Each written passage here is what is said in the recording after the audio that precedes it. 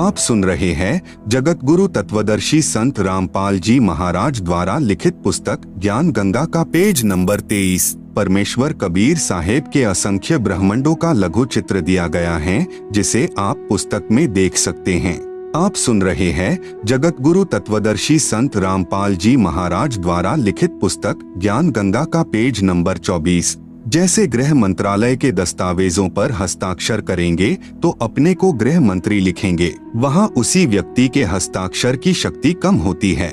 इसी प्रकार कबीर परमेश्वर यानी कबीरदेव की रोशनी में अंतर भिन्न भिन्न लोकों में होता जाता है। ठीक इसी प्रकार पूर्ण परमात्मा कबीरदेव यानी कबीर परमेश्वर ने नीचे के 3 और लोकों यानी अगम लोक, अलख लोक, सतलोक की रचना शब्द यानी वचन से की। यही पूर्ण ब्रह्म परमात्मा कबीरदेव यानी कबीर परमेश्वर ही अगम लोक में प्रकट हुआ तथा कबीरदेव यानी कबीर परमेश्वर अगम लोक का भी स्वामी है तथा वहाँ इनका उपमात्मक यानी पदवी का नाम अगम पुरुष अर्थात अगम प्रभु है। इसी अगम प्रभु का मानव सदृश शरीर बहुत तेजोमय है, जिसके एक रोम यानी शरीर के एक बाल की रोशनी खरब सूर्य की रोशनी से भी अधिक है।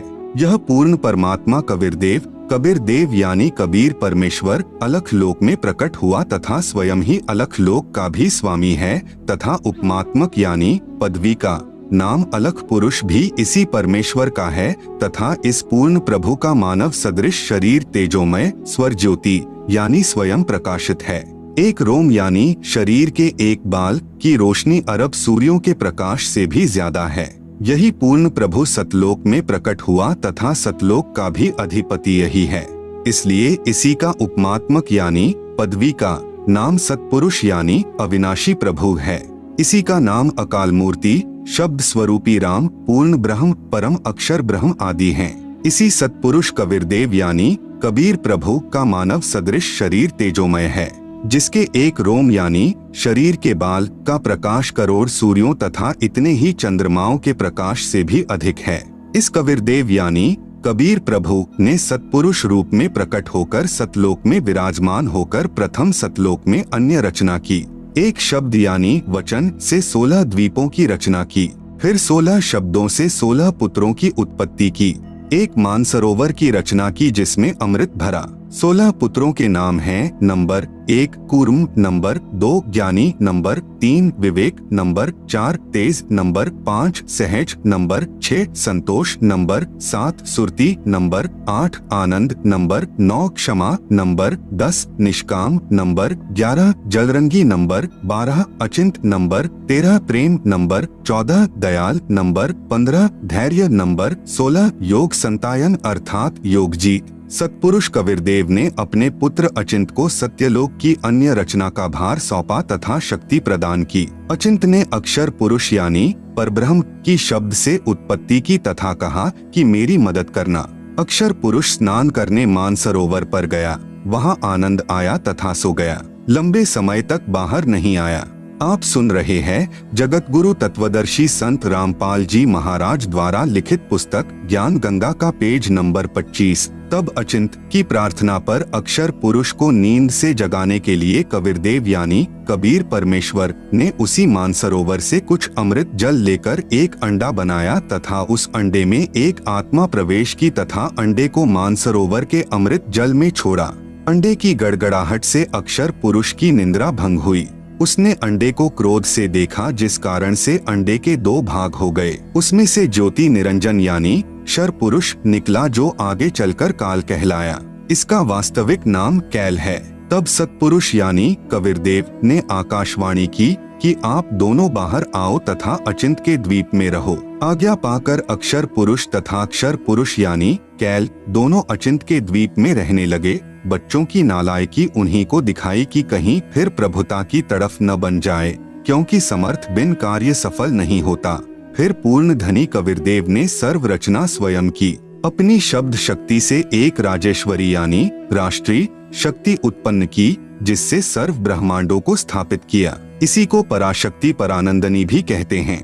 पूर्ण ब्रह्म ने सर्व आत्माओं को अपने ही अंदर से अपनी वचन शक्ति से अपने मानव शरीर सदृश उत्पन्न किया। प्रत्येक हंस आत्मा का परमात्मा जैसा ही शरीर रचा, जिसका तेज 16 सूर्यों जैसा मानव सदृश ही है। परंतु परमेश्वर के शरीर के एक रोमकूप का प्रकाश करोड़ों सूर्यों से भी ज्यादा है। बहुत समय उपरांत क्षर पुरुष यानी ज्योति निरंजन ने सोचा कि हम तीनों यानी अचिंत, अक्षर पुरुष, क्षर पुरुष एक द्वीप में रह रहे हैं तथा अन्य एक द्वीप में रह रहे हैं। मैं भी साधना करके अलग द्वीप प्राप्त करूंगा। उसने ऐसा विचार करके एक पैर पर खड़ा होकर 70 युग तक तप किया। आत्माएं काल के जाल में कैसे फंसी, विशेष जब ब्रह्म यानी ज्योति निरंजन तप कर रहा था।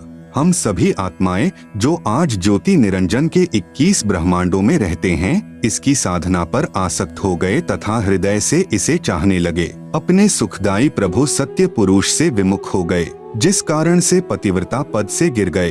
पूर्ण प्रभु के बार बार सावधान करने पर भी हमारी आसक्ति क्षर पुरुष से नहीं हटी।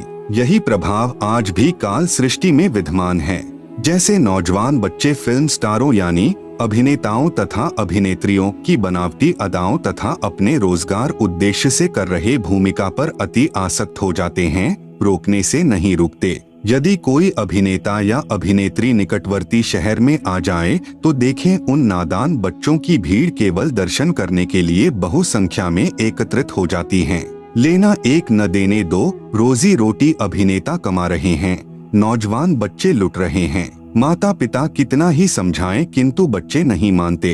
कहीं न कहीं, कभी न कभी लुक छिप कर जाते ही रहते हैं। पूर्ण ब्रह्म कबीरदेव यानी कबीर प्रभु ने क्षर पुरुष से पूछा कि बोलो क्या चाहते हो। उसने कहा कि पिताजी, यह स्थान मेरे लिए कम है, मुझे अलग से द्वीप प्रदान करने की कृपा करें। हक्का कबीर यानी सत कबीर ने उसे 21 ब्रह्मांड प्रदान कर दिए। कुछ समय उपरांत ज्योति निरंजन ने सोचा इसमें कुछ रचना करनी चाहिए। खाली ब्रह्मांड यानी लाट किस काम के। यह विचार कर 70 युग तप करके पूर्ण परमात्मा कबीरदेव यानी कबीर प्रभु से रचना सामग्री की याचना की। सतपुरुष ने उसे 3 गुण तथा 5 तत्व प्रदान कर दिए, जिससे ब्रह्म यानी ज्योति निरंजन ने अपने ब्रह्मांडों में कुछ रचना की। आप सुन रहे हैं जगत गुरु तत्वदर्शी संत रामपाल जी महाराज द्वारा लिखित पुस्तक ज्ञान गंगा का पेज नंबर 26। फिर सोचा कि इसमें जीव भी होने चाहिए, अकेले का दिल नहीं लगता। यह विचार करके 64 युग तक फिर तप किया। पूर्ण परमात्मा कबीर देव के पूछने पर बताया कि मुझे कुछ आत्मा दे दो, मेरा अकेले का दिल नहीं लग रहा। तब सतपुरुष कबीर अग्नि यानी कबीर परमेश्वर ने कहा कि ब्रह्म, तेरे तप के प्रतिफल में मैं तुझे और ब्रह्मांड दे सकता हूँ, परंतु मेरी आत्माओं को किसी भी जप तप साधना के फल रूप में नहीं दे सकता। हाँ, यदि कोई स्वेच्छा से तेरे साथ जाना चाहे तो वह जा सकता है। युवा कबीर यानी समर्थ कबीर के वचन सुनकर ज्योति निरंजन हमारे पास आया। हम सभी हंस आत्मा पहले से ही उस पर आसक्त थे। हम उसे चारों तरफ से घेर कर खड़े हो गए। ज्योति निरंजन ने कहा कि मैंने पिताजी से अलग 21 ब्रह्मांड प्राप्त किए हैं, वहाँ नाना प्रकार के रमणीय स्थल बनाए हैं, क्या आप मेरे साथ चलोगे? हम सभी हंसों ने जो आज 21 ब्रह्मांडों में परेशान हैं, कहा कि हम तैयार हैं, यदि पिताजी आज्ञा दें। तब क्षर पुरुष पूर्ण ब्रह्म महान कबीर यानी समर्थ कबीर प्रभु के पास गया तथा सर्व वार्ता कही। तब कबीर अग्नि यानी कबीर परमेश्वर ने कहा कि मेरे सामने स्वीकृति देने वाले को आज्ञा दूंगा। क्षर पुरुष तथा परम अक्षर पुरुष यानी कबीर मितौजा यानी कबीर अमित औजा यानी जिसकी शक्ति का कोई वार नहीं, वह कबीर दोनों हम सभी हंसात्माओं के पास आए। सत कबीर देव ने कहा कि जो हंस आत्मा ब्रह्म के साथ जाना चाहता है, हाथ ऊपर करके स्वीकृति दे। अपने पिता के सामने किसी की हिम्मत नहीं हुई, किसी ने स्वीकृति नहीं दी। बहुत समय तक सन्नाटा छाया रहा। तत्पश्चात एक हंस आत्मा ने साहस किया तथा कहा कि पिताजी, मैं जाना चाहता हूँ। फिर तो उसकी देखा देखी जो आज काल यानी ब्रह्म के 21 ब्रह्मांडों में फंसी हैं, हम सभी आत्माओं ने स्वीकृति दे दी। परमेश्वर कबीर जी ने ज्योति निरंजन से कहा कि आप अपने स्थान पर जाओ। जिन्होंने तेरे साथ जाने की स्वीकृति दी है, मैं उन सर्वहंस आत्माओं को आपके पास भेज दूंगा। ज्योति निरंजन अपने 21 ब्रह्मांडों में चला गया। उस समय तक यह 21 ब्रह्मांड सतलोक में ही थे। तत्पश्चात पूर्ण ब्रह्म ने सर्वप्रथम स्वीकृति देने वाले हंस को लड़की का रूप दिया, परंतु स्त्री इंद्री नहीं रची तथा सर्व आत्माओं को जिन्होंने ज्योति निरंजन यानी ब्रह्म के साथ जाने की सहमति दी थी, उस लड़की के शरीर में प्रवेश कर दिया तथा उसका नाम आष्ट्रा यानी आदि माया प्रकृति देवी दुर्गा पड़ा तथा सत्य पुरुष ने कहा कि पुत्री मैंने तेरे को शब्द शक्ति प्रदान कर दी है, जितने जीव ब्रह्म कहे आप उत्पन्न कर देना। पूर्ण ब्रह्म कबीरदेव यानी कबीर साहेब अपने पुत्र सहज दास के द्वारा प्रकृति को क्षर पुरुष के पास भिजवा दिया। सहज दास जी ने ज्योति निरंजन को बताया कि पिताजी ने इस बहन के शरीर में उन सर्व आत्माओं को प्रवेश कर दिया है जिन्होंने आपके साथ जाने की सहमति व्यक्त की थी तथा इसको पिताजी ने वचन शक्ति प्रदान की है। आप जितने जीव चाहोगे प्रकृति अपने शब्द से उत्पन्न कर देगी। यह कहकर सहजदास वापस अपने द्वीप में आ गया। युवा होने के कारण लड़की का रंगरूप निखरा हुआ था। ब्रह्म के अंदर विषय वासना उत्पन्न हो गई तथा प्रकृति देवी के साथ अभद्र गति विधि प्रारंभ की। आप सुन रहे हैं जगत गुरु तत्वदर्शी संत रामपाल जी महाराज द्वारा लिखित पुस्तक ज्ञान गंगा का पेज नंबर 27। तब दुर्गा ने कहा कि ज्योति निरंजन मेरे पास पिताजी की प्रदान की हुई शब्द शक्ति है। आप जितने प्राणी कहोगे मैं वचन से उत्पन्न कर दूंगी। आप मैथुन परंपरा शुरू मत करो। आप भी उसी पिता के शब्द से अंडे से उत्पन्न हुए हो तथा मैं भी उसी परमपिता के वचन से ही बाद में उत्पन्न हुई हूँ। आप मेरे बड़े भाई हो। बहन भाई का यह योग महापाप का कारण बनेगा। परंतु ज्योति निरंजन ने प्रकृति देवी की एक भी प्रार्थना नहीं सुनी तथा अपनी शब्द शक्ति द्वारा नाखूनों से स्त्री इंद्री यानी भग प्रकृति को लगा दी तथा बलात्कार करने की ठानी। उसी समय दुर्गा ने अपनी इज्जत रक्षा के लिए कोई और चारा न देख सूक्ष्म रूप बनाया तथा ज्योति निरंजन के खुले मुख के द्वारा पेट में प्रवेश करके पूर्ण ब्रह्म कबीरदेव से अपनी रक्षा के लिए याचना की। उसी समय कबीरदेव यानी कबीरदेव अपने पुत्र योग संतायन अर्थात जोगजीत का रूप बनाकर वहां प्रकट हुए तथा कन्या को ब्रह्म के उदर से बाहर निकाला तथा कहा कि ज्योति निरंजन आज से तेरा नाम काल होगा। तेरे जन्म मृत्यु होते रहेंगे, इसीलिए तेरा नाम क्षर पुरुष होगा तथा 1 लाख मानव शरीरधारी प्राणियों को प्रतिदिन खाया करेगा व 1.25 लाख उत्पन्न किया करेगा। आप दोनों को 21 ब्रह्मांड सहित निष्कासित किया जाता है। इतना कहते ही 21 ब्रह्मांड विमान की तरह चल पड़े। सहज दास के द्वीप के पास से होते हुए सतलोक से 16 शंख कोस यानी 1 कोस लगभग 3 किलोमीटर का होता है की दूरी पर आकर रुक गए। विशेष विवरण अब तक 3 शक्तियों का विवरण आया है। नंबर 1 पूर्ण ब्रह्म जिसे अन्य उपमात्मक नामों से भी जाना जाता है जैसे सतपुरुष अकाल पुरुष शब्द स्वरूपी राम परम अक्षर ब्रह्म पुरुष आदि। यह पूर्ण ब्रह्म असंख्य ब्रह्मांडों का स्वामी है तथा वास्तव में अविनाशी है। नंबर 2 परब्रह्म जिसे अक्षर पुरुष भी कहा जाता है। यह वास्तव में अविनाशी नहीं है। यह 7 शंख ब्रह्मांडों का स्वामी है। नंबर 3 ब्रह्म जिसे ज्योति निरंजन काल कैल शर पुरुष तथा धर्मराय आदि नामों से जाना जाता है जो केवल 21 ब्रह्मांड का स्वामी है। अब आगे इसी ब्रह्म यानी काल की सृष्टि के एक ब्रह्मांड का परिचय दिया जाएगा जिसमें 3 और नाम आपके पढ़ने में आएंगे, ब्रह्मा विष्णु तथा शिव। जगत गुरु तत्वदर्शी संत रामपाल जी महाराज द्वारा लिखित पुस्तक ज्ञान गंगा का पेज नंबर 28 पर एक ब्रह्मांड का लघु चित्र दिया गया है जिसे आप पुस्तक में देख सकते हैं। आप सुन रहे हैं जगत गुरु तत्वदर्शी संत रामपाल जी महाराज द्वारा लिखित पुस्तक ज्ञान गंगा का पेज नंबर 29।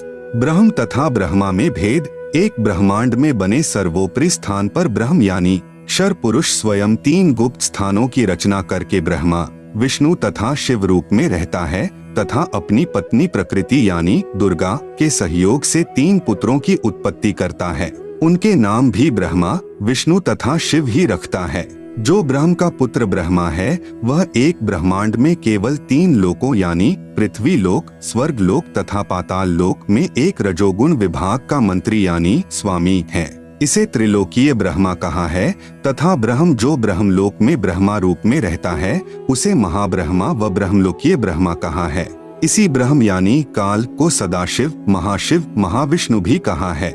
श्री विष्णु पुराण में प्रमाण चतुर्थ अंश अध्याय 1 पृष्ठ 230-231 पर श्री ब्रह्मा जी ने कहा, जिस अजन्मा सर्वमय विधाता परमेश्वर का आदि मध्य अंत स्वरूप स्वभाव और सार हम नहीं जान पाते। श्लोक 83। जो मेरा रूप धारण कर संसार की रचना करता है, स्थिति के समय जो पुरुष रूप है तथा जो रुद्र रूप से विश्व का ग्रास कर जाता है, अनंत रूप से संपूर्ण जगत को धारण करता है। श्लोक 86। श्री ब्रह्मा जी, श्री विष्णु जी व श्री शिव जी की उत्पत्ति काल यानी ब्रह्म ने प्रकृति यानी दुर्गा से कहा कि अब मेरा कौन क्या बिगाड़ेगा, मनमानी करूंगा। प्रकृति ने फिर प्रार्थना की कि आप कुछ शर्म करो। प्रथम तो आप मेरे बड़े भाई हो, क्योंकि उसी पूर्ण परमात्मा यानी कबीरदेव की वचन शक्ति से आपकी यानी ब्रह्म की अंडे से उत्पत्ति हुई तथा बाद में मेरी उत्पत्ति उसी परमेश्वर के वचन से हुई है। दूसरे, मैं आपके पेट से बाहर निकली हूँ, मैं आपकी बेटी हुई तथा आप मेरे पिता हुए। इन पवित्र नातों में बिगाड़ करना महापाप होगा। मेरे पास पिता की प्रदान की हुई शब्द शक्ति है। जितने प्राणी आप कहोगे मैं वचन से उत्पन्न कर दूंगी। ज्योति निरंजन ने दुर्गा की एक भी विनय नहीं सुनी तथा कहा कि मुझे जो सजा मिलनी थी मिल गई, मुझे सतलोक से निष्कासित कर दिया, अब मनमानी करूंगा। यह कहकर काल पुरुष यानी शर पुरुष ने प्रकृति के साथ जबरदस्ती शादी की तथा 3 पुत्रों यानी रजगुण युक्त ब्रह्मा जी, सतगुण युक्त विष्णु जी तथा तमगुण युक्त शिव शंकर जी की उत्पत्ति की। जवान होने तक तीनों पुत्रों को दुर्गा के द्वारा अचेत करवा देता है। फिर युवा होने पर श्री ब्रह्मा जी को कमल के फूल पर, श्री विष्णु जी को शेष नाग की शया पर तथा श्री शिव जी को कैलाश पर्वत पर सचेत करके इकट्ठे कर देता है। तत्पश्चात प्रकृति यानी दुर्गा ने इन तीनों का विवाह कर दिया जाता है। काल ब्रह्म के आदेश से प्रकृति देवी ने तीनों एक ब्रह्मांड में 3 लोकों यानी स्वर्ग लोक, पृथ्वी लोक तथा पाताल लोक में एक एक विभाग के मंत्री यानी प्रभु नियुक्त कर देता है। जैसे श्री ब्रह्मा जी को रजोगुण विभाग का तथा विष्णु जी को सत्तोगुण विभाग का तथा श्री शिव शंकर जी को तमोगुण विभाग का प्रभु बनाया तथा काल ब्रह्म स्वयं गुप्त यानी महाब्रह्मा, महाविष्णु, महाशिव रूप से मुख्य मंत्री पद को संभालता है। एक ब्रह्मांड में एक ब्रह्मलोक की रचना की है। आप सुन रहे हैं जगत गुरु तत्वदर्शी संत रामपाल जी महाराज द्वारा लिखित पुस्तक ज्ञान गंगा का पेज नंबर 30। उसी में 3 गुप्त स्थान बनाए हैं। एक रजोगुण प्रधान स्थान है जहाँ पर यह ब्रह्म यानी काल स्वयं महाब्रह्मा मुख्यमंत्री रूप में रहता है तथा अपनी पत्नी दुर्गा को महासावित्री रूप में रखता है। इन दोनों के संयोग से जो पुत्र इस स्थान पर उत्पन्न होता है वह स्वतः ही रजोगुणी बन जाता है। दूसरा स्थान सतोगुण प्रधान स्थान बनाया है। वहाँ पर यह क्षर पुरुष स्वयं महाविष्णु रूप बनाकर रहता है तथा अपनी पत्नी दुर्गा को महालक्ष्मी रूप में रखकर जो पुत्र उत्पन्न करता है उसका नाम विष्णु रखता है। वह बालक सतोगुण युक्त होता है तथा तीसरा इसी काल ने वहीं पर एक तमोगुण प्रधान क्षेत्र बनाया है। उसमें यह स्वयं सदाशिव रूप बनाकर रहता है तथा अपनी पत्नी दुर्गा को महापार्वती रूप में रखता है। इन दोनों के पति पत्नी व्यवहार से जो पुत्र उत्पन्न होता है उसका नाम शिव रख देते हैं तथा तमोगुण युक्त कर देते हैं। प्रमाण के लिए देखें पवित्र श्री शिव महापुराण विधवेश्वर संहिता पृष्ठ 24-26 जिसमें ब्रह्मा, विष्णु, रुद्र तथा महेश्वर से अन्य सदाशिव है तथा रुद्र संहिता अध्याय 6 तथा 7-9 पृष्ठ नंबर 100 से 105 तथा 110 पर अनुवाद करता श्री हनुमान प्रसाद पोद्दार गीता प्रेस गोरखपुर से प्रकाशित तथा पवित्र श्रीमद् देवी महापुराण तीसरा स्कंद अध्याय 1 से 5 पृष्ठ नंबर 114 से 123 तक गीता प्रेस गोरखपुर से प्रकाशित। अनुवादक श्री हनुमान प्रसाद पोद्दार चिमन लाल गोस्वामी। फिर इन्हीं को धोखे में रखकर अपने खाने के लिए जीवों की उत्पत्ति श्री ब्रह्मा जी द्वारा तथा स्थिति एक दूसरे को मोह ममता में रखकर काल जाल में रखना श्री विष्णु जी से तथा सहार, क्योंकि काल पुरुष को शापवश 1 लाख मानव शरीर धारी प्राणियों के सूक्ष्म शरीर से मैल निकाल कर खाना होता है। उसके लिए 21वें ब्रह्मांड में एक तप्तशिला है जो स्वतः गर्म रहती है। उस पर गर्म करके मैल पिघला कर खाता है। जीव मरते नहीं परंतु कष्ट असहनीय होता है। फिर प्राणियों को कर्म आधार पर अन्य शरीर प्रदान करता है। श्री शिव जी द्वारा करवाता है। जैसे किसी मकान में 3 कमरे बने हों, एक कमरे में अश्लील चित्र लगे हों, उस कमरे में जाते ही मन में वैसे ही मलिन विचार उत्पन्न हो जाते हैं। दूसरे कमरे में साधु संतों भक्तों के चित्र लगे हों तो मन में अच्छे विचार प्रभु का चिंतन ही बना रहता है। तीसरे कमरे में देश भक्तों व शहीदों के चित्र लगे हों तो मन में वैसे ही जोशीले विचार उत्पन्न हो जाते हैं। ठीक इसी प्रकार ब्रह्म यानी काल ने अपनी सूझबूझ से उपरोक्त तीनों गुण प्रधान स्थानों की रचना की हुई है। तीनों गुण क्या हैं? प्रमाण सहित तीनों गुण रजगुण ब्रह्मा जी, सतगुण विष्णु जी, तमगुण शिव जी हैं। ब्रह्म यानी काल तथा प्रकृति यानी दुर्गा से उत्पन्न हुए हैं तथा तीनों नाशवान हैं। प्रमाण गीता प्रेस गोरखपुर से प्रकाशित श्री शिव महापुराण जिसके संपादक हैं श्री हनुमान प्रसाद पोद्दार, पृष्ठ संख्या 24 से 26 विधवेश्वर संहिता तथा पृष्ठ 110 अध्याय 9 रुद्र संहिता। इस प्रकार ब्रह्मा विष्णु तथा शिव तीनों देवताओं में गुण हैं, परंतु शिव यानी ब्रह्म काल गुणातीत कहा गया है। आप सुन रहे हैं जगत गुरु तत्वदर्शी संत रामपाल जी महाराज द्वारा लिखित पुस्तक ज्ञान गंगा का पेज नंबर 31। दूसरा प्रमाण गीता प्रेस गोरखपुर से प्रकाशित श्रीमद् देवी भागवत पुराण जिसके संपादक हैं श्री हनुमान प्रसाद पोद्दार चिमन लाल गोस्वामी। तीसरा स्कंद अध्याय 5 पृष्ठ 123। भगवान विष्णु ने दुर्गा की स्तुति की, कहा कि मैं यानी विष्णु ब्रह्मा तथा शंकर तुम्हारी कृपा से विद्यमान हैं। हमारा तो आविर्भाव यानी जन्म तथा तिरोभाव यानी मृत्यु होती है। हम नित्य यानी अविनाशी नहीं हैं। तुम ही नित्य हो, जगत जननी हो, प्रकृति और सनातनी देवी हो। भगवान शंकर ने कहा, यदि भगवान ब्रह्मा तथा भगवान विष्णु तुम ही से उत्पन्न हुए हैं तो उनके बाद उत्पन्न होने वाला मैं तमोगुणी लीला करने वाला शंकर क्या तुम्हारी संतान नहीं हुआ? अर्थात मुझे भी उत्पन्न करने वाली तुम ही हो। इस संसार की सृष्टि स्थिति संहार में तुम्हारे गुण सदा सर्वदा हैं। इन्हीं तीनों गुणों से उत्पन्न हम ब्रह्मा विष्णु तथा शंकर नियमानुसार कार्य में तत्पर रहते हैं। उपरोक्त यह विवरण केवल हिंदी में अनुवादित श्री देवी महापुराण से है, जिसमें कुछ तथ्यों को छुपाया गया है। इसलिए यही प्रमाण देखें श्रीमद्देवी भागवत महापुराण सभाष्टिकम संहात्यम, खेमराज श्री कृष्णदास प्रकाशन मुंबई। इसमें संस्कृत सहित हिंदी अनुवाद किया है। तीसरा स्कंद अध्याय 4 पृष्ठ 10 श्लोक 42। ब्रह्मा अहम ईश्वरः फिलते प्रभावात् सर्वे वयम जनियुता न यदा तु नित्याः के अन्ये सुराः शतमख प्रमुखाः च नित्या नित्या त्वमेव जननी प्रकृतिः पुराणा। हिंदी अनुवाद हे मात ब्रह्मा मैं तथा शिव तुम्हारे ही प्रभाव से जन्मवान हैं, नित्य नहीं हैं, अर्थात हम अविनाशी नहीं हैं। फिर अन्य इंद्रादि दूसरे देवता किस प्रकार नित्य हो सकते हैं? तुम ही अविनाशी हो, प्रकृति तथा सनातनी देवी हो। पृष्ठ 11-12 अध्याय 5 श्लोक 8। यदि दयार्द्रम्ना न सदाम्बिके कथमेहम विहितः च तमोगुणः कमलजश्च रजोगुण संभवः सुविहितः किमु सत्वगुणो हरियः। अनुवाद भगवान शंकर बोले कि मात यदि हमारे ऊपर आप दयायुक्त हो तो मुझे तमोगुण क्यों बनाया? कमल से उत्पन्न ब्रह्मा को रजोगुण किस लिए बनाया तथा विष्णु को सतगुण क्यों बनाया? अर्थात जीवों के जन्म मृत्यु रूपी दुष्कर्म में क्यों लगाया? श्लोक 12। रमे से स्वप्तिम पुरुषम सदा तव गतिम न ही वह विद्म शिवे। हिंदी अपने पति पुरुष अर्थात काल भगवान के साथ सदा भोग विलास करती रहती हो, आपकी गति कोई नहीं जानता। निष्कर्ष उपरोक्त प्रमाणों से प्रमाणित हुआ कि रजगुण ब्रह्मा, सतगुण विष्णु तथा तमगुण शिव है। ये तीनों नाशवान है।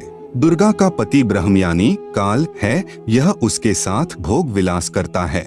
यह भी सिद्ध हुआ कि दुर्गा तथा ब्रह्म यानी काल भी साकार हैं। ब्रह्म यानी काल की अव्यक्त रहने की प्रतिज्ञा। सूक्ष्म वेद से शेष सृष्टि रचना। तीनों पुत्रों की उत्पत्ति के पश्चात ब्रह्म ने अपनी पत्नी दुर्गा यानी प्रकृति से कहा, मैं प्रतिज्ञा करता हूँ कि भविष्य में मैं किसी को अपने वास्तविक रूप में दर्शन नहीं दूंगा।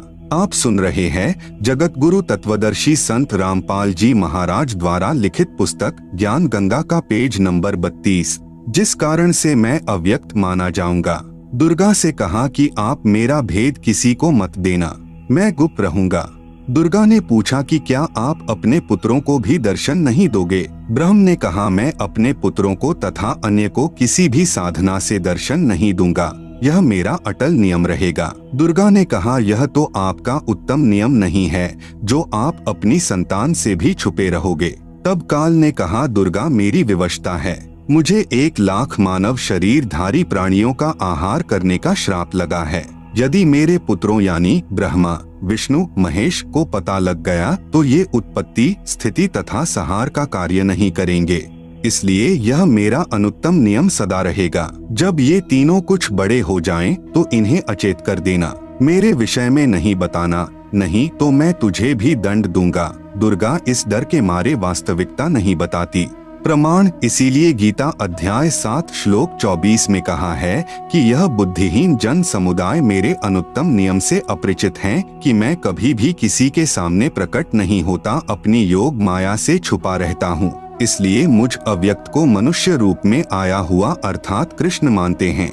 अबुद्धयः यानी बुद्धिहीन, मम यानी मेरे, अनुत्तमम यानी अनुत्तम अर्थात घटिया, अव्ययम यानी अविनाशी, परम भावम यानी विशेष भाव को, अजानन्तः यानी न जानते हुए, माम अव्यक्तम यानी मुझ अव्यक्त को, व्यक्तिम यानी मनुष्य रूप में, आपन्नम यानी आया, मन्यन्ते यानी मानते हैं अर्थात मैं कृष्ण नहीं हूँ। गीता अध्याय 7 श्लोक 24, गीता अध्याय 11 श्लोक 47 तथा 48 में कहा है कि यह मेरा वास्तविक काल रूप है। इसके दर्शन अर्थात ब्रह्म प्राप्ति न वेदों में वर्णित विधि से, न जप से, न तप से तथा न किसी क्रिया से हो सकती है। जब तीनों बच्चे युवा हो गए तब माता भवानी यानी प्रकृति अष्टंगी ने कहा कि तुम सागर मंथन करो। प्रथम बार सागर मंथन किया तो ज्योति निरंजन ने अपने श्वासों द्वारा 4 वेद उत्पन्न किए। उनको गुप्त वाणी द्वारा आज्ञा दी कि सागर में निवास करो। 4 वेद निकले वह ब्रह्मा ने लिए। वस्तु लेकर तीनों बच्चे माता के पास आए तब माता ने कहा कि 4 वेदों को ब्रह्मा रखे व पढ़े। नोट, वास्तव में पूर्ण ब्रह्म ने ब्रह्म अर्थात काल को 5 वेद प्रदान किए थे, लेकिन ब्रह्म ने केवल 4 वेदों को प्रकट किया, 5वां वेद छुपा दिया, जो पूर्ण परमात्मा ने स्वयं प्रकट होकर कबीरगिरभी अर्थात कबीरवाणी यानी कबीर वाणी द्वारा लोकोक्तियों व दोहों के माध्यम से प्रकट किया है। दूसरी बार सागर मंथन किया तो 3 कन्याएं मिली। माता ने तीनों को बांट दिया। प्रकृति यानी दुर्गा ने अपने ही अन्य 3 रूप यानी सावित्री, लक्ष्मी तथा पार्वती धारण किए तथा समुद्र में छुपा दी। सागर मंथन के समय बाहर आ गई। वही प्रकृति 3 रूप हुई तथा भगवान ब्रह्मा को सावित्री, भगवान विष्णु को लक्ष्मी, भगवान शंकर को पार्वती पत्नी रूप में दी। तीनों ने भोग विलास किया। सुर तथा असुर दोनों पैदा हुए। आप सुन रहे हैं जगत गुरु तत्वदर्शी संत रामपाल जी महाराज द्वारा लिखित पुस्तक ज्ञान गंगा का पेज नंबर 33। जब तीसरी बार सागर मंथन किया तो 14 रत्न ब्रह्मा को तथा अमृत विष्णु को व देवताओं को, मध यानी शराब असुरों को तथा विष परमार्थ शिव ने अपने कंठ में ठहराया। यह तो बहुत बाद की बात है। जब ब्रह्मा वेद पढ़ने लगा तो पता चला कि कोई सर्व ब्रह्मांडों की रचना करने वाला कुल का मालिक पुरुष यानी प्रभु और है। तब ब्रह्मा जी ने विष्णु जी व शंकर जी को बताया कि वेदों में वर्णन है कि सृजनहार कोई और प्रभु है, परंतु वेद कहते हैं कि भेद हम भी नहीं जानते। उसके लिए संकेत है कि किसी तत्वदर्शी संत से पूछो। तब ब्रह्मा माता के पास आया और सब वृतांत कह सुनाया। माता कहा करती थी कि मेरे अतिरिक्त और कोई नहीं है, मैं ही करता हूँ, मैं ही सर्वशक्तिमान हूँ। परंतु ब्रह्मा ने कहा कि वेद ईश्वर कृत हैं, यह झूठ नहीं हो सकते। दुर्गा ने कहा कि तेरा पिता तुझे दर्शन नहीं देगा, उसने प्रतिज्ञा की हुई है।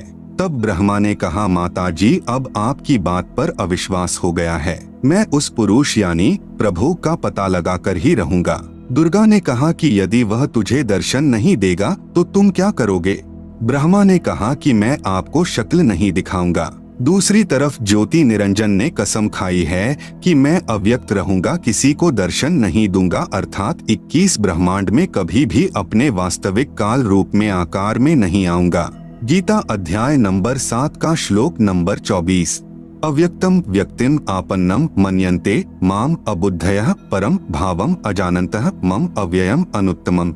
अनुवाद, अबुद्धयः यानी बुद्धिहीन लोग, मम यानी मेरे, अनुत्तमम यानी अश्रेष्ठ, अव्ययम यानी अटल, परम यानी परम, भावम यानी भाव को, अजानन्तः यानी न जानते हुए, अव्यक्तम यानी अदृश्यमान, माम यानी मुझे, काल को, व्यक्तिम यानी न रूप आकार में, कृष्ण आपन्नम यानी प्राप्त हुआ, मन्यन्ते यानी मानते हैं। गीता अध्याय नंबर 7 का श्लोक नंबर 25। न अहम प्रकाशः सर्वस्य योगमाया स्मावृतः मूढ़ः अयम न अभिजानाति लोकः माम अजम अव्ययम।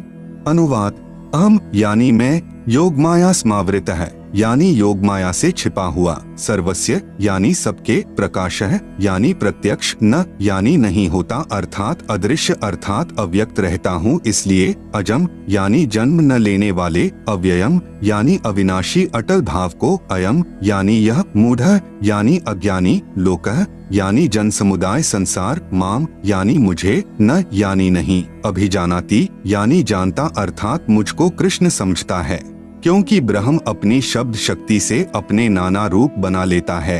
यह दुर्गा का पति है, इसलिए इस मंत्र में कह रहा है कि मैं श्री कृष्ण आदि की तरह दुर्गा से जन्म नहीं लेता। ब्रह्मा का अपने पिता यानी काल ब्रह्म की प्राप्ति के लिए प्रयत्न। तब दुर्गा ने ब्रह्मा जी से कहा कि अलख निरंजन तुम्हारा पिता है, परंतु वह तुम्हें दर्शन नहीं देगा। ब्रह्मा ने कहा कि मैं दर्शन करके ही लौटूंगा।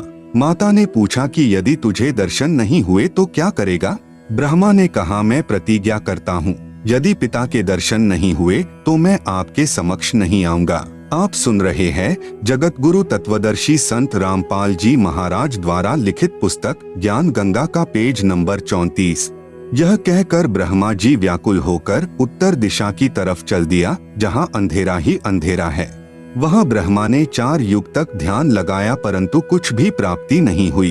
काल ने आकाशवाणी की कि जीव उत्पत्ति क्यों नहीं की। भवानी ने कहा कि आपका ज्येष्ठ पुत्र ब्रह्मा जिद करके आपकी तलाश में गया है। ब्रह्मा के बिना जीव उत्पत्ति का सब कार्य असंभव है। ब्रह्म यानी काल ने कहा उसे वापस बुला लो, मैं उसे दर्शन नहीं दूंगा। तब दुर्गा यानी प्रकृति ने अपनी शब्द शक्ति से गायत्री नाम की लड़की उत्पन्न की तथा उसे ब्रह्मा को लौटा लाने को कहा। गायत्री ब्रह्मा जी के पास गई परंतु ब्रह्मा जी समाधि लगाए हुए थे, उन्हें कोई आभास ही नहीं था कि कोई आया है। तब आदि कुमारी यानी प्रकृति ने गायत्री को ध्यान द्वारा बताया कि इसके चरण स्पर्श कर। तब गायत्री ने ऐसा ही किया। ब्रह्मा जी का ध्यान भंग हुआ तो क्रोधवश बोले कि कौन पापिन है जिसने मेरा ध्यान भंग किया है, मैं तुझे श्राप दूंगा। गायत्री कहने लगी कि मेरा दोष नहीं है, पहले मेरी बात सुनो तब श्राप देना। मेरे को माता ने तुम्हें लौटा लाने को कहा है क्योंकि आपके बिना जीव उत्पत्ति नहीं हो सकती। ब्रह्मा ने कहा कि मैं कैसे जाऊं, पिताजी के दर्शन हुए नहीं, ऐसे जाऊं तो मेरा उपहास होगा। यदि आप माता जी के समक्ष यह कह दें कि ब्रह्मा को पिता यानी ज्योति निरंजन के दर्शन हुए हैं, मैंने अपनी आंखों से देखा है, तो मैं आपके साथ चलूं। तब गायत्री ने कहा कि आप मेरे साथ संभोग यानी सेक्स करोगे तो मैं आपकी झूठी साक्षी यानी गवाही भरूंगी। तब ब्रह्मा ने सोचा कि पिता के दर्शन हुए नहीं, वैसे जाऊं तो माता के सामने शर्म लगेगी और चारा नहीं दिखाई दिया। फिर गायत्री से रति क्रिया यानी संभोग की। तब गायत्री ने कहा कि क्यों न एक गवाह और तैयार किया जाए। ब्रह्मा ने कहा बहुत ही अच्छा है। तब गायत्री ने शब्द शक्ति से एक लड़की यानी पुहपवती नाम की पैदा की तथा उससे दोनों ने कहा कि आप गवाही देना कि ब्रह्मा ने पिता के दर्शन किए हैं। तब पुहपवती ने कहा कि मैं क्यों झूठी गवाही दूं? हाँ, यदि ब्रह्मा मेरे से रति क्रिया यानी संभोग करे तो गवाही दे सकती हूँ। गायत्री ने ब्रह्मा को समझाया यानी उकसाया कि और कोई चारा नहीं है। तब ब्रह्मा ने पुहपवती से संभोग किया तो तीनों मिलकर आदि माया यानी प्रकृति के पास आए। दोनों देवियों ने उपरोक्त शर्त इसलिए रखी थी कि यदि ब्रह्मा माता के सामने हमारी झूठी गवाही को बता देगा तो माता हमें श्राप दे देगी, इसलिए उसे भी दोषी बना लिया। यहाँ महाराज गरीब दास जी कहते हैं कि दास गरीब यह चूक धुरोधुर। भावार्थ, इस काल यानी ब्रह्म के लोक में यह बुराई प्रारंभ से ही है तथा यहाँ काल के लोक में देवता भी बुराई से अछूते नहीं हैं। जैसे श्री विष्णु जी ने जालंधर राक्षस की पतिव्रता पत्नी तुलसी के साथ धोखा करके उसके साथ रति क्रिया यानी सेक्स करके उसका पतिव्रता भंग किया, भगवान शिव ने भी श्री विष्णु द्वारा मोहिनी रूप धारण करने पर उसके साथ संभोग यानी सेक्स करने के उद्देश्य से उसका हाथ पकड़ा। उसी कारण से श्री शिव का शुक्र यानी वीर्य स्खलित हो गया। श्री विष्णु जी अपने वास्तविक रूप में प्रकट हो गए। आप सुन रहे हैं जगत गुरु तत्वदर्शी संत रामपाल जी महाराज द्वारा लिखित पुस्तक ज्ञान गंगा का पेज नंबर 35। माता दुर्गा द्वारा ब्रह्मा को श्राप देना। ब्रह्मा ने वेदों में पढ़ा यजुर्वेद अध्याय 5 मंत्र 1 अग्नेह तनुह असि, जिसका अर्थ है परमेश्वर तेजोमय शरीर युक्त है। विष्णवे त्वा सोमस्य तनुह असि, अर्थ है सर्व का पालन करने के लिए उस अविनाशी परमात्मा का शरीर है। इसलिए ब्रह्मा ने उन दोनों स्त्रियों को समझा दिया था कि तुम कहना कि परमात्मा मानव सदृश तेजोमय शरीर युक्त है। तब माता ने ब्रह्मा से पूछा, क्या तुझे तेरे पिता के दर्शन हुए? ब्रह्मा ने कहा, हाँ मुझे पिता के दर्शन हुए हैं, वह मनुष्य सदृश तेजोमय शरीर युक्त है। दुर्गा ने कहा, साक्षी बता। तब ब्रह्मा ने कहा, इन दोनों के समक्ष साक्षात्कार हुआ है। देवी ने उन दोनों लड़कियों से पूछा, क्या तुम्हारे सामने ब्रह्म का साक्षात्कार हुआ है? तब दोनों ने कहा कि हाँ, हमने अपनी आंखों से देखा है। फिर भवानी यानी प्रकृति को संशय हुआ कि मुझे तो ब्रह्म ने कहा था कि मैं किसी को दर्शन नहीं दूंगा, परंतु ये कहते हैं कि दर्शन हुए हैं। तब अष्टंगी ने ध्यान लगाया और काल ज्योति निरंजन से पूछा कि यह क्या कहानी है। ज्योति निरंजन जी ने कहा कि ये तीनों झूठ बोल रहे हैं। तब माता ने कहा, तुम झूठ बोल रहे हो। आकाशवाणी हुई है कि इन्हें कोई दर्शन नहीं हुए। यह बात सुनकर ब्रह्मा ने कहा कि माता जी, मैं सौगंध खाकर पिता की तलाश करने गया था, परंतु पिता यानी ब्रह्म के दर्शन हुए नहीं। आपके पास आने में शर्म लग रही थी, इसलिए हमने झूठ बोल दिया। तब माता यानी दुर्गा ने कहा कि अब मैं तुम्हें श्राप देती हूँ। ब्रह्मा को श्राप, तेरी पूजा जग में नहीं होगी।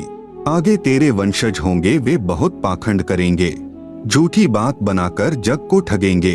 ऊपर से तो कर्म कांड करते दिखाई देंगे, अंदर से विकार करेंगे। कथा पुराणों को पढ़कर सुनाया करेंगे, स्वयं को ज्ञान नहीं होगा कि सद्ग्रंथों में वास्तविकता क्या है। फिर भी मानवश तथा धन प्राप्ति के लिए गुरु बनकर अनुयायियों को लोकवेद यानी शास्त्र विरुद्ध दंत कथा सुनाया करेंगे। देवी देवों की पूजा करके तथा करवा के दूसरों की निंदा करके कष्ट पर कष्ट उठाएंगे। जो उनके अनुयायी होंगे उनको परमार्थ नहीं बताएंगे, दक्षिणा के लिए जगत को गुमराह करते रहेंगे। अपने आप को सबसे श्रेष्ठ मानेंगे, दूसरों को नीचा समझेंगे। जब माता के मुख से यह सुना तो ब्रह्मा मूर्छित होकर जमीन पर गिर गया। बहुत समय उपरांत होश में आया। गायत्री को श्राप, तेरे कई सांड पति होंगे, तू मृतलोक में गाय बनेगी। पुहपवती को श्राप, तेरी जगह गंदगी में होगी, तेरे फूलों को कोई पूजा में नहीं लाएगा। इस झूठी गवाही के कारण तुझे यह नरक भोगना होगा। तेरा नाम केवड़ा केतकी होगा, हरियाणा में कुसोंधी कहते हैं। यह गंदगी यानी कुर्डियों वाली जगह पर होती है। इस प्रकार तीनों को श्राप देकर माता भवानी बहुत पछताई। आप सुन रहे हैं जगत गुरु तत्वदर्शी संत रामपाल जी महाराज द्वारा लिखित पुस्तक ज्ञान गंगा का पेज नंबर 36। इस प्रकार पहले तो जीव बिना सोचे मन यानी काल निरंजन के प्रभाव से गलत कार्य कर देता है, परंतु जब आत्मा यानी सत्पुरुष अंश के प्रभाव से उसे ज्ञान होता है तो पीछे पछताना पड़ता है। जिस प्रकार माता पिता अपने बच्चों को छोटी सी गलती के कारण ताड़ते हैं क्रोधवश होकर, परंतु बाद में बहुत पछताते हैं, यही प्रक्रिया मन यानी काल निरंजन के प्रभाव से सर्व जीवों में क्रियावान हो रही है। हाँ, यहाँ एक बात विशेष है कि निरंजन यानी काल ब्रह्म ने भी अपना कानून बना रखा है कि यदि कोई जीव किसी दुर्बल जीव को सताएगा तो उसे उसका बदला देना पड़ेगा।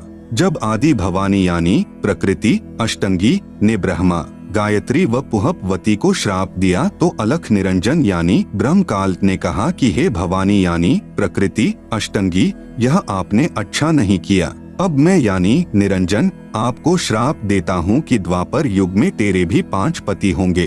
द्रौपदी ही आदिमाया का अवतार हुई है। जब यह आकाशवाणी सुनी तो आदि माया ने कहा कि हे ज्योति निरंजन यानी काल, मैं तेरे वश पड़ी हूँ, जो चाहे सो कर ले। सृष्टि रचना में दुर्गा जी के अन्य नामों का बार बार लिखने का उद्देश्य है कि पुराणों, गीता तथा वेदों में प्रमाण देखते समय भ्रम उत्पन्न नहीं होगा। जैसे गीता अध्याय 14 श्लोक 3-4 में काल ब्रह्म ने कहा है कि प्रकृति तो गर्भ धारण करने वाली सब जीवों की माता है, मैं उसके गर्भ में बीज स्थापित करने वाला पिता हूँ। श्लोक 4 में कहा है कि प्रकृति से उत्पन्न तीनों गुण जीवात्मा को कर्मों के बंधन में बांधते हैं। इस प्रकरण में प्रकृति तो दुर्गा है तथा तीनों गुण तीनों देवता रजगुण ब्रह्मा, सतगुण विष्णु तथा तमगुण शिव के सांकेतिक नाम हैं। विष्णु का अपने पिता यानी काल ब्रह्म की प्राप्ति के लिए प्रस्थान व माता का आशीर्वाद पाना। इसके बाद विष्णु से प्रकृति ने कहा कि पुत्र तू भी अपने पिता का पता लगा ले। तब विष्णु अपने पिताजी काल यानी ब्रह्म का पता करते करते पाताल लोक में चले गए, जहाँ शेषनाग था। उसने विष्णु को अपनी सीमा में प्रविष्ट होते देखकर क्रोधित होकर जहर भरा फुंकारा मारा। उसके विष के प्रभाव से विष्णु जी का रंग सांवला हो गया, जैसे स्प्रे पेंट हो जाता है। तब विष्णु ने चाहा कि इस नाग को मजा चखाना चाहिए। तब ज्योति निरंजन यानी काल ने देखा कि अब विष्णु को शांत करना चाहिए। तब आकाशवाणी हुई कि विष्णु, अब तू अपनी माता जी के पास जा और सत्य सत्य सारा विवरण बता देना तथा जो कष्ट आपको शेषनाग से हुआ है, इसका प्रतिशोध द्वापर युग में लेना। द्वापर युग में आप यानी विष्णु तो कृष्ण अवतार धारण करोगे और कालीदह में कालिंद्री नामक नाग शेषनाग का अवतार होगा।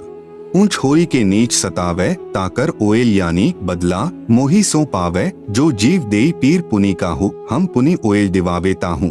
तब विष्णु जी माता जी के पास आए तथा सत्य सत्य कह दिया कि मुझे पिता के दर्शन नहीं हुए। आप सुन रहे हैं जगत गुरु तत्वदर्शी संत रामपाल जी महाराज द्वारा लिखित पुस्तक ज्ञान गंगा का पेज नंबर 37। इस बात से माता यानी प्रकृति बहुत प्रसन्न हुई और कहा कि पुत्र तू सत्यवादी है। अब मैं अपनी शक्ति से तेरे पिता से मिलाती हूँ तथा तेरे मन का संशय खत्म करती हूँ। कबीर देख पुत्र तो ही पिता भीटाऊ, तोरे मन का धोखा मिटाऊ। मन स्वरूप करता कह जानो, मनते दूजा और न मानो। स्वर्ग पाताल दौर मन केरा, मन अस्थिर मन अह अनेरा। निरंकार मन ही को कहिए, मन की आस निश दिन रहिए। देखूं पलटी शून्य मह ज्योति, जहाँ पर झिलमिल झालर होती। इस प्रकार माता यानी अष्टंगी प्रकृति ने विष्णु से कहा कि मन ही जग का करता है, यही ज्योति निरंजन है। ध्यान में जो 1000 ज्योतियां नजर आती हैं, वही उसका रूप है। जो शंख घंटा आदि का बाजा सुना, यह महास्वर्ग में निरंजन का ही बज रहा है। तब माता यानी अष्टंगी प्रकृति ने कहा कि हे पुत्र, तुम सब देवों के सरताज हो और तेरी हर कामना व कार्य मैं पूर्ण करूंगी। तेरी पूजा सर्व जग में होगी। आपने मुझे सच सच बताया है। काल के 21 ब्रह्मांडों के प्राणियों की विशेष आदत है कि अपनी व्यर्थ महिमा बनाता है। जैसे दुर्गा जी श्री विष्णु जी को कह रही है कि तेरी पूजा जग में होगी। मैंने तुझे तेरे पिता के दर्शन करा दिए। दुर्गा ने केवल प्रकाश दिखाकर श्री विष्णु जी को बहका दिया।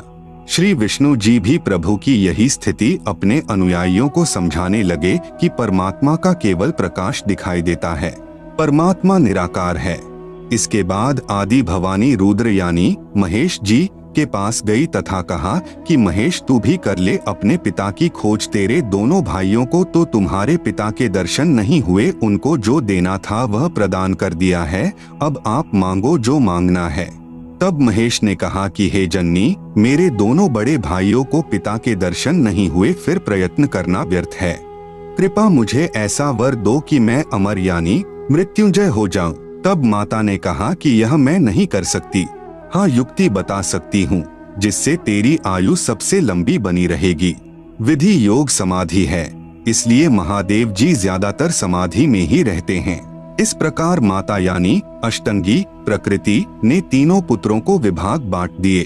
भगवान ब्रह्मा जी को काल लोक में 184 के चोले यानी शरीर रचने यानी बनाने का अर्थात रजोगुण प्रभावित करके संतान उत्पत्ति के लिए विवश करके जीव उत्पत्ति कराने का विभाग प्रदान किया। भगवान विष्णु जी को इन जीवों के पालन पोषण कर्मानुसार करने तथा मोह ममता उत्पन्न करके स्थिति बनाए रखने का विभाग दिया। भगवान शिव शंकर यानी महादेव को संहार करने का विभाग प्रदान किया, क्योंकि इनके पिता निरंजन को 1 लाख मानव शरीरधारी जीव प्रतिदिन खाने पड़ते हैं। यहाँ पर मन में एक प्रश्न उत्पन्न होगा कि ब्रह्मा, विष्णु तथा शंकर जी से उत्पत्ति, स्थिति और संहार कैसे होता है। ये तीनों अपने अपने लोक में रहते हैं। जैसे आजकल संचार प्रणाली को चलाने के लिए उपग्रहों को ऊपर आसमान में छोड़ा जाता है। आप सुन रहे हैं जगत गुरु तत्वदर्शी संत रामपाल जी महाराज द्वारा लिखित पुस्तक ज्ञान गंगा का पेज नंबर 38, और वे नीचे पृथ्वी पर संचार प्रणाली को चलाते हैं। ठीक इसी प्रकार ये तीनों देव जहाँ भी रहते हैं, इनके शरीर से निकलने वाले सूक्ष्म गुण की तरंगे तीनों लोकों में अपने आप हर प्राणी पर प्रभाव बनाए रहती है। उपरोक्त विवरण एक ब्रह्मांड में ब्रह्म यानी काल की रचना का है। ऐसे क्षर पुरुष यानी काल के 21 ब्रह्मांड हैं, परंतु क्षर पुरुष यानी काल स्वयं व्यक्त अर्थात वास्तविक शरीर रूप में सबके सामने नहीं आता।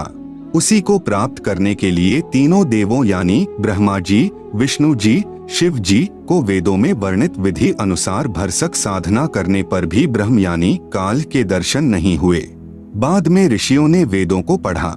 उसमें लिखा है कि अग्नेय तनूर असि, पवित्र यजुर्वेद अध्याय 1 मंत्र 15 परमेश्वर सशरीर है, तथा पवित्र यजुर्वेद अध्याय 5 मंत्र 1 में लिखा है कि अग्नेय तनूर असि विष्णवे त्वा सोमस्य तनूर असि।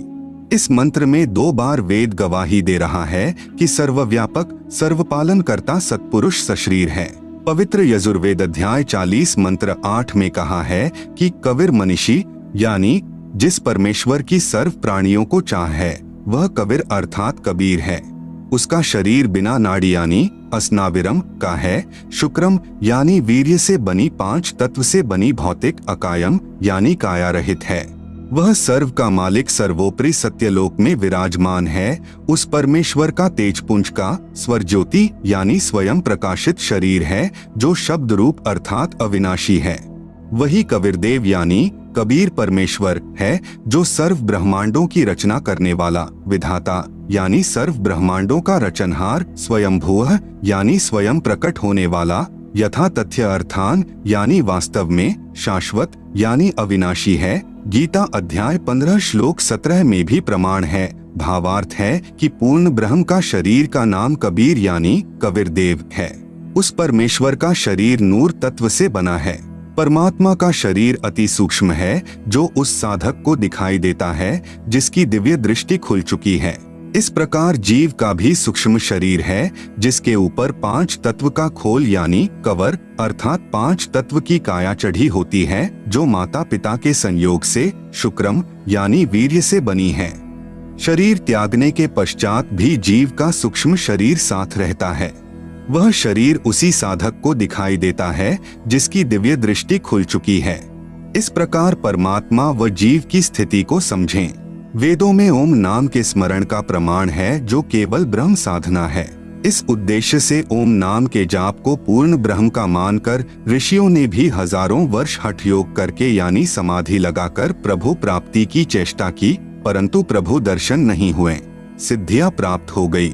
उन्हीं सिद्धि रूपी खिलौनों से खेलकर ऋषि भी जन्म मृत्यु के चक्र में ही रह गए तथा अपने अनुभव के शास्त्रों में परमात्मा को निराकार लिख दिया। ब्रह्म यानी काल ने कसम खाई है कि मैं अपने वास्तविक रूप में किसी को दर्शन नहीं दूंगा, मुझे अव्यक्त जाना करेंगे। अव्यक्त का भावार्थ है कि कोई आकार में है, परंतु व्यक्तिगत रूप से स्थूल रूप में दर्शन नहीं देता। जैसे आकाश में बादल छा जाने पर दिन के समय सूर्य अदृश्य हो जाता है, वह दृश्यमान नहीं है। आप सुन रहे हैं जगत गुरु तत्वदर्शी संत रामपाल जी महाराज द्वारा लिखित पुस्तक ज्ञान गंगा का पेज नंबर 39। परंतु वास्तव में बादलों के पार ज्यों का त्यों है। इस अवस्था को अव्यक्त कहते हैं। प्रमाण के लिए गीता अध्याय 7 श्लोक 24, 25 अध्याय 11 श्लोक 48 तथा 32। पवित्र गीता जी बोलने वाला ब्रह्म यानी काल श्री कृष्ण जी के शरीर में प्रेतवत प्रवेश करके कह रहा है कि अर्जुन, मैं बढ़ा हुआ काल हूँ और सर्व को खाने के लिए आया हूँ। गीता अध्याय 11 का श्लोक नंबर 32, यह मेरा वास्तविक रूप है।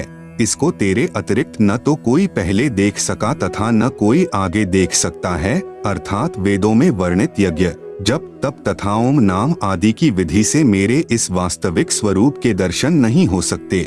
गीता अध्याय 11 श्लोक नंबर 48। मैं कृष्ण नहीं हूँ।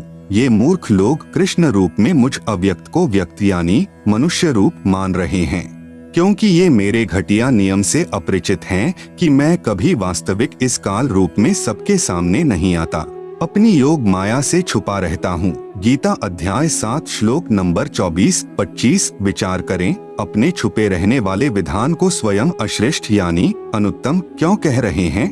यदि पिता अपनी संतान को भी दर्शन नहीं देता तो उसमें कोई त्रुटि है जिस कारण से छुपा है तथा सुविधाएं भी प्रदान कर रहा है। काल यानी ब्रह्म को श्रापवश 1 लाख मानव शरीरधारी प्राणियों का आहार करना पड़ता है तथा 25% प्रतिदिन जो ज्यादा उत्पन्न होते हैं उन्हें ठिकाने लगाने के लिए तथा कर्म भोग का दंड देने के लिए 84 लाख योनियों की रचना की हुई है। यदि सबके सामने बैठकर किसी की पुत्री, किसी की पत्नी, किसी के पुत्र माता पिता को खाएगा तो सर्व को ब्रह्म से घृणा हो जाए तथा जब भी कभी पूर्ण परमात्मा कविरग्नि यानी कबीर परमेश्वर स्वयं आए या अपना कोई संदेशवाहक यानी दूत भेजे तो सर्व प्राणी सत्य भक्ति करके काल के जाल से निकल जाएं। इसलिए धोखा देकर रखता है तथा पवित्र गीता अध्याय 7 श्लोक 18, 24, 25 में अपनी साधना से होने वाली मुक्ति यानी गति को भी अनुत्तमाम यानी अति अश्रेष्ठ कहा है तथा अपने विधान यानी नियम को भी अनुत्तम यानी अश्रेष्ठ कहा है। प्रत्येक ब्रह्मांड में बने ब्रह्मलोक में एक महास्वर्ग बनाया है। महास्वर्ग में एक स्थान पर नकली सतलोक, नकली अलख लोक, नकली अगम लोक तथा नकली अनामी लोक की रचना प्राणियों को धोखा देने के लिए प्रकृति यानी दुर्गा आदि माया द्वारा करवा रखी है। कबीर साहेब का एक शब्द है, कर नैनो दीदार महल में प्यारा है, में वाणी है कि काया भेद किया निर्वारा, यह सब रचना पिंड मंझारा है। माया अविगत जाल पसारा, सो कारीगर भारा है। आदि माया किन्ही चतुराई, झूठी बाजी पिंड दिखाई, अविगत रचना रची अंड माही वाका प्रतिबिंब डारा है। एक ब्रह्मांड में अन्य लोकों की भी रचना है, जैसे श्री ब्रह्मा जी का लोक, श्री विष्णु जी का लोक, श्री शिव जी का लोक, जहाँ पर बैठकर तीनों प्रभु नीचे के 3 लोकों यानी स्वर्गलोक अर्थात इंद्र का लोक, पृथ्वी लोक तथा पाताल लोक पर एक एक विभाग के मालिक बनकर प्रभुता करते हैं। जगत गुरु तत्वदर्शी संत रामपाल जी महाराज द्वारा लिखित पुस्तक ज्ञान गंगा का पेज नंबर 40 पर ब्रह्मलोक का लघु चित्र तथा पेज नंबर 41 पर ज्योति निरंजन यानी काल ब्रह्म के लोक यानी 21 ब्रह्मांड का लघु चित्र दिया गया है, जिसे आप पुस्तक में देख सकते हैं। आप सुन रहे हैं जगत गुरु तत्वदर्शी संत रामपाल जी महाराज द्वारा लिखित पुस्तक ज्ञान गंगा का पेज नंबर 42 तथा अपने पिता काल के खाने के लिए प्राणियों की उत्पत्ति, स्थिति तथा संहार का कार्यभार संभालते हैं। तीनों प्रभुओं की भी जन्म व मृत्यु होती है, तब काल इन्हें भी खाता है। इसी ब्रह्मांड, इसे अंड भी कहते हैं क्योंकि ब्रह्मांड की बनावट अंडाकार है। इसे पिंड भी कहते हैं क्योंकि शरीर यानी पिंड में एक ब्रह्मांड की रचना कमलों में टीवी की तरह देखी जाती है। में एक मानसरोवर तथा धर्मराय यानी न्यायाधीश का भी लोक है तथा एक गुप्त स्थान पर पूर्ण परमात्मा अन्य रूप धारण करके रहता है, जैसे प्रत्येक देश का राजदूत भवन होता है। वहाँ पर कोई नहीं जा सकता। वहाँ पर वे आत्माएं रहती हैं जिनकी सत्यलोक की भक्ति अधूरी रहती है। जब भक्ति युग आता है तो उस समय परमेश्वर कबीर जी अपना प्रतिनिधि पूर्ण संत सतगुरु भेजते हैं। इन पुण्य आत्माओं को पृथ्वी पर उस समय मानव शरीर प्राप्त होता है तथा ये शीघ्र ही सत भक्ति पर लग जाते हैं तथा सतगुरु से दीक्षा प्राप्त करके पूर्ण मोक्ष प्राप्त कर जाते हैं। उस स्थान पर रहने वाले हंस आत्माओं की निजी भक्ति कमाई खर्च नहीं होती। परमात्मा के भंडार से सर्व सुविधाएं उपलब्ध होती हैं। ब्रह्म यानी काल के उपासकों की भक्ति कमाई स्वर्ग महास्वर्ग में समाप्त हो जाती है, क्योंकि इस काल लोक यानी ब्रह्मलोक तथा परब्रह्म लोक में प्राणियों को अपना किया कर्मफल ही मिलता है। क्षर पुरुष यानी ब्रह्म ने अपने 20 ब्रह्मांडों को 4 महाब्रह्मांडों में विभाजित किया है। एक महाब्रह्मांड में 5 ब्रह्मांडों का समूह बनाया है तथा चारों ओर से अंडाकार गोलाई यानी परिधि में रोका है तथा चारों महाब्रह्मांडों को भी फिर अंडाकार गोलाई यानी परिधि में रोका है। 21वें ब्रह्मांड की रचना एक महाब्रह्मांड जितना स्थान लेकर की है। 21वें ब्रह्मांड में प्रवेश होते ही 3 रास्ते बनाए हैं। 21वें ब्रह्मांड में भी बाईं तरफ नकली सतलोक, नकली अलख लोक, नकली अगम लोक, नकली अनामी लोक की रचना प्राणियों को धोखे में रखने के लिए आदि माया यानी दुर्गा से करवाई है तथा दाईं तरफ 12 सर्वश्रेष्ठ ब्रह्म साधकों यानी भक्तों को रखता है। फिर प्रत्येक युग में उन्हें अपने संदेश वाहक यानी संत सतगुरु बनाकर पृथ्वी पर भेजता है, जो शास्त्र विधि रहित साधना व ज्ञान बताते हैं तथा स्वयं भी भक्तिहीन हो जाते हैं तथा अनुयायियों को भी काल जाल में फंसा जाते हैं। फिर वे गुरुजी तथा अनुयायी दोनों ही नरक में जाते हैं। फिर सामने एक ताला लगा रखा है, वह रास्ता काल यानी ब्रह्म के निज लोक में जाता है, जहाँ पर यह ब्रह्म यानी काल अपने वास्तविक मानव सदृश काल रूप में रहता है। इसी स्थान पर एक पत्थर की टुकड़ी तवे के आकार की यानी चपाती पकाने की लोहे की गोल प्लेट सी होती है, स्वतः गर्म रहती है, जिस पर 1 लाख मानव शरीरधारी प्राणियों के सूक्ष्म शरीर को भूनकर उनमें से गंदगी निकालकर खाता है। उस समय सर्व प्राणी बहुत पीड़ा अनुभव करते हैं तथा हाहाकार मच जाती है। फिर कुछ समय उपरांत वे बेहोश हो जाते हैं। जीव मरता नहीं। फिर धर्मराय के लोक में जाकर कर्माधार से अन्य जन्म प्राप्त करते हैं तथा जन्म मृत्यु का चक्कर बना रहता है। आप सुन रहे हैं जगत गुरु तत्वदर्शी संत रामपाल जी महाराज द्वारा लिखित पुस्तक ज्ञान गंगा का पेज नंबर 43। उपरोक्त सामने लगा ताला ब्रह्म यानी काल केवल अपने आहार वाले प्राणियों के लिए कुछ क्षण के लिए खोलता है। पूर्ण परमात्मा के सत्य नाम व सार नाम से यह ताला स्वयं खुल जाता है। ऐसे काल का जाल पूर्ण परमात्मा कबीरदेव यानी कबीर साहेब ने स्वयं ही अपने निजी भक्त धर्मदास जी को समझाया। परब्रह्म के साथ संख ब्रह्मांडों की स्थापना कबीर परमेश्वर यानी कबीरदेव ने आगे बताया है कि परब्रह्म यानी अक्षर पुरुष ने अपने कार्य में गफलत की, क्योंकि यह मानसरोवर में सो गया तथा जब परमेश्वर यानी मैंने अर्थात कबीर साहेब ने उस सरोवर में अंडा छोड़ा तो अक्षर पुरुष यानी परब्रह्म ने उसे क्रोध से देखा। इन दोनों अपराधों के कारण 7 संख ब्रह्मांडों सहित सतलोक से बाहर कर दिया। अन्य कारण अक्षर पुरुष यानी परब्रह्म अपने साथी ब्रह्म यानी शर पुरुष की विदाई में व्याकुल होकर परमपिता कबीरदेव यानी कबीर परमेश्वर की याद भूलकर उसी को याद करने लगा तथा सोचा कि क्षर पुरुष यानी ब्रह्म तो बहुत आनंद मना रहा होगा, वह स्वतंत्र राज्य करेगा, मैं पीछे रह गया। तथा अन्य कुछ आत्माएं जो परब्रह्म के साथ 7 संख ब्रह्मांडों में जन्म मृत्यु का कर्मदंड भोग रही हैं, उन हंस आत्माओं की विदाई की याद में खो गई जो ब्रह्म यानी काल के साथ 21 ब्रह्मांडों में फंसी हैं तथा पूर्ण परमात्मा सुखदाई कबीरदेव की याद भुला दी। परमेश्वर कबीरदेव के बार बार समझाने पर भी आस्था कम नहीं हुई। परब्रह्म यानी अक्षर पुरुष ने सोचा कि मैं भी अलग स्थान प्राप्त करूं तो अच्छा रहे। यह सोचकर राज्य प्राप्ति की इच्छा से सारनाम का जाप प्रारंभ कर दिया। इसी प्रकार अन्य आत्माओं ने यानी जो परब्रह्म के साथ संख ब्रह्मांडों में फंसी हैं, सोचा कि वे जो ब्रह्म के साथ आत्माएं गई हैं, वे तो वहां मौज मस्ती मनाएंगे, हम पीछे रह गए।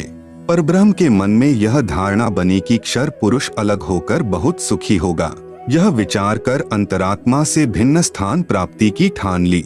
परब्रह्म यानी अक्षर पुरुष ने हठ योग नहीं किया, परंतु केवल अलग राज्य प्राप्ति के लिए सहज ध्यान योग विशेष कसक के साथ करता रहा। अलग स्थान प्राप्त करने के लिए पागलों की तरह विचरने लगा, खाना पीना भी त्याग दिया। अन्य कुछ आत्माएं जो पहले काल ब्रह्म के साथ गई आत्माओं के प्रेम में व्याकुल थी, वे अक्षर पुरुष के वैराग्य पर आसक्त होकर उसे चाहने लगी। पूर्ण प्रभु के पूछने पर परब्रह्म ने अलग स्थान मांगा तथा कुछ हंसात्माओं के लिए भी याचना की। तब कबीरदेव ने कहा कि जो आत्मा आपके साथ स्वेच्छा से जाना चाहें उन्हें भेज देता हूँ। पूर्ण प्रभु ने पूछा कि कौन हंस आत्मा परब्रह्म के साथ जाना चाहता है, सहमति व्यक्त करे। बहुत समय उपरांत एक हंस ने स्वीकृति दी। फिर देखा देखी उन सर्व आत्माओं ने भी सहमति व्यक्त कर दी। सर्वप्रथम स्वीकृति देने वाले हंस को स्त्री रूप बनाया, उसका नाम ईश्वरी माया यानी प्रकृति सुरती रखा तथा अन्य आत्माओं को उस ईश्वरी माया में प्रवेश करके अचिंत द्वारा अक्षर पुरुष यानी परब्रह्म के पास भेजा।